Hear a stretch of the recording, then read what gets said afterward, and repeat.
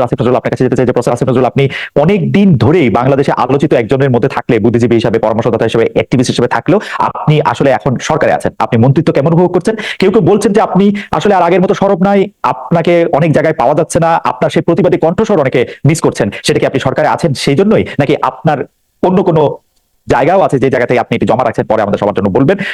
সবচেয়ে বড় কথা, মন্ত্রিত্ব কেমন উপভোগ করছেন আসিফ নজরুল আপনি? প্রথমে আপনাকে ধন্যবাদ জানাচ্ছি, আমার যারা শ্রোতা আছেন তাদের সবাইকে ধন্যবাদ জানাচ্ছি।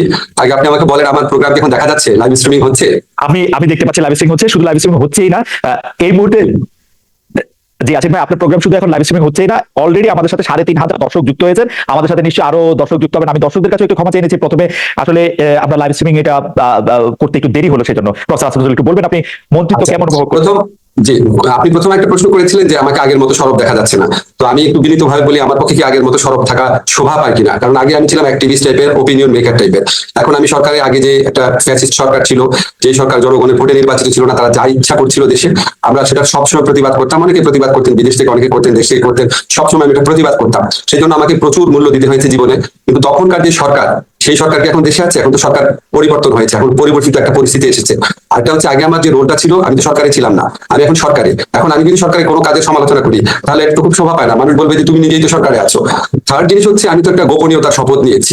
তো গোপনীয়তার শপথ নিলে আমি অনেক কিছু তো প্রকাশও করতে পারবো না, এটা তো খুব অশোভন হবে এবং আমার শর্ত ভঙ্গ হবে। আমি তো জীবনে কোনোদিন কোনো গোপনীয়তার শপথ নিয়ে তো আমি কোনো দায়িত্ব পালন করি নাই। ফলে আমার জন্য তো এটা সম্পূর্ণ নতুন অভিজ্ঞতা, আমার সবসময় মাথায় রাখতে হয়। অনেক কিছু আমাকে ইনফরমেশন, যেটা সরকারের সুষ্ঠু পরিচালনার স্বার্থে আমি সেটা প্রকাশ করতে পারি না। এই সমস্ত কিছু মিলিয়ে আমাকে মানে কিছুটা আপনার নিজের ভিতর অবরুদ্ধ অবস্থায় থাকতে হয়। এটা খুব বেশি এনজয় করি সেটা না, আমার চরিত্রের সাথে যায় না। আমার মাঝে মাঝে খুব কষ্ট লাগে, অনেক কিছু বলতে ইচ্ছা করে, বলতে পারি না।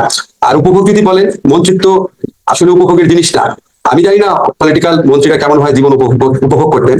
আমার কাছে মনে হয় যে আমার যে একটা মুক্ত স্বাধীন জীবন ছিল, পৃথিবীতে আমার সবচেয়ে প্রিয় শব্দ হচ্ছে স্বাধীনতা। আমি অনেক বিপদের মধ্যে আমি স্বাধীনভাবে কথা বলার চেষ্টা করতাম, আমি স্বাধীনভাবে চলাফেরা করতাম। আমাকে অনেকে অনেক ভয় দেখাতো, তারপর আমি গভীর রাতে আমি ঢাকা ইউনিভার্সিটি ক্লাব থেকে টেনিস খেলে একা ফিরতাম, মনে হতো যা হওয়ার হবে। তারপরে আমি রিক্সা চড়তাম আমার ওয়াইফের সাথে। আমি অনেক সময় স্ট্র্যাটেজি, আপনারা দেখতেন যে আমি কফি শপে যাচ্ছি। এখন আমাকে অনেক কিছু বিবেচনা করে চলতে হয়, আমাকে অনেক অনেক বেশি কাজ করতে হয়, অনেক বেশি। এবং খালেদ, সবচেয়ে অসহনীয় যেটা, এমনও হয় যে ধরেন আমি হয়তো 4-5 ঘন্টা জাস্ট একটা চেয়ারে বসে কাজ করছি, বা 3 ঘন্টা কন্টিনিউয়াস মানুষের কথা শুনছি। আমার জীবনে এগুলি খুব নতুন অভিজ্ঞতা এবং একদমই আনন্দদায়ক না। তবে একটা আনন্দই শুধু আছে, যখন কিছু করতে পারি, একটা মানুষেরও যদি উপকার করতে পারি, একটা ভালো সিদ্ধান্ত যদি নিতে পারি, তখন ভালো লাগে। এই আনন্দের সাথে কোনো কিছু তুলনা হয় না। এখন দায়িত্ববোধটা অনেক বেশি, স্বাধীনতা কম, উপভোগ কম। প্রফেসর আসিফ নজরুলের কথা এইবার আবার একটু দর্শকদের বলি যে আমি প্রফেসর আসিফ নজরুলকে 2-3 দিন 4-5 দিন, মানে বিশেষ করে গত 4-5 দিন ধরে অনেক চেষ্টা করেছিলাম যে একটি এক্সক্লুসিভ ইন্টারভিউ পাওয়ার জন্য। তিনি তার ব্যস্ততার জন্য সময় দিতে পারছিলেন না। পরে যখন তিনি রাজি হলেন, আমি কিন্তু তাকে বলেছি যে আমার হয়তো কিছু প্রশ্ন হবে যেটা নট সো নাইস। আসিফ ভাই আমাকে বলেছেন যে আমি যে কোনো ধরনের প্রশ্ন যে কোনো ভাবে করতে পারি, এমনকি তিনি আমাকে বলেছেন যে আমি চাইলে এটাও লিখতে পারি যাতে দর্শকরা এটাতে অংশগ্রহণ করতে পারে, যে অপ্রীতিকর প্রশ্ন তাকে করা যাবে। আসিফ ভাই, সেই জন্য আপনাকে আলাদা করে আবারও ধন্যবাদ দিই।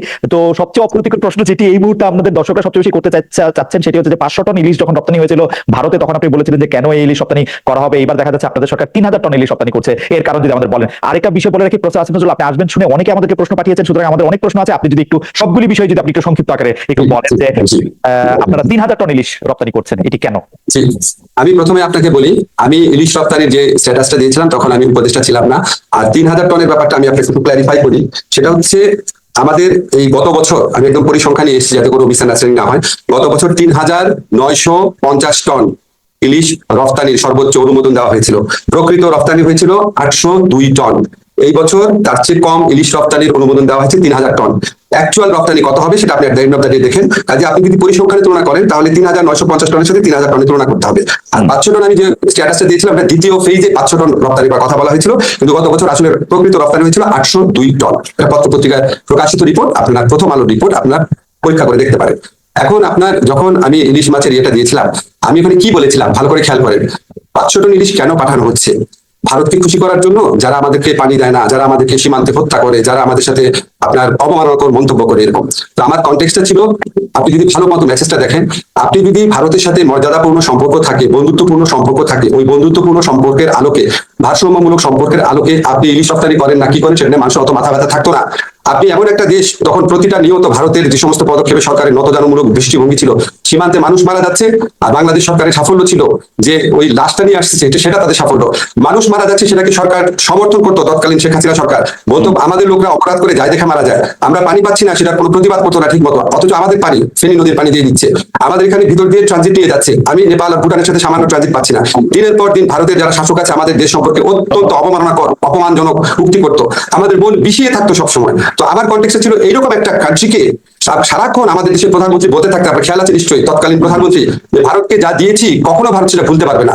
তখন আমাদের মনে প্রশ্ন আসতো, এটা কি আপনার পৈতৃক সম্পত্তি নাকি, আপনি যা ইচ্ছা দিবেন? কাজে তখন মনে তো অপ্রকাশ্য অনেক জিনিস আছে। তো ওই কন্টেক্সটে আমি বলতাম যে আপনি এমন একটা দেশকে এই জিনিসগুলো দিচ্ছেন যে এই দেশ আমার বর্ডারে এটা মানে প্রতিবাদ করে না, পানি চায় না, এই চায় না, ইত্যাদি। সেই ক্ষোভ থেকে তখন অনেক কিছু বলেছি, আমি একটু ক্লারিফাই করি, এখন তার সেই সরকারটা নাই। এখন কি আমার সরকার বর্ডারে যখন হত্যা হয় প্রতিবাদ করে না, কঠোরভাবে প্রতিবাদ করে? তাদের অমিত শাহ একটা বক্তব্য দিয়েছে, আপনি আমাদের বক্তব্য দেখেন কত কড়াভাবে বলা হচ্ছে, অত্যন্ত আপত্তিকর বন্ধুত্বমূলক সম্পর্কে গিয়ে তীব্র প্রতিবাদ জানিয়েছে।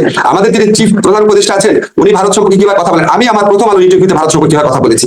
এবং এখনকার কন্টেক্সটে আপনি যদি বলেন, আমি একটু ক্লিয়ার করি আপনাকে, এই 500 টন ইলিশ রপ্তানি প্রক্রিয়া আমি কিন্তু ছিলাম না, এটা হচ্ছে কনসার্ন মিনিস্ট্রির সাথে আলাপ করে বা কনসার্ন মিনিস্ট্রির সাথে কথা বলে করা হয়েছে। তারপরে যখন আমার নিজের কাছে মনে হচ্ছে কেন দেওয়া হচ্ছে, আপনি কি যুক্তিগুলো শুনতে চান? এইটার পিছনে যে কি কি কথা আমি শুনেছি আমি নিজে ইনভেস্টিগেট করে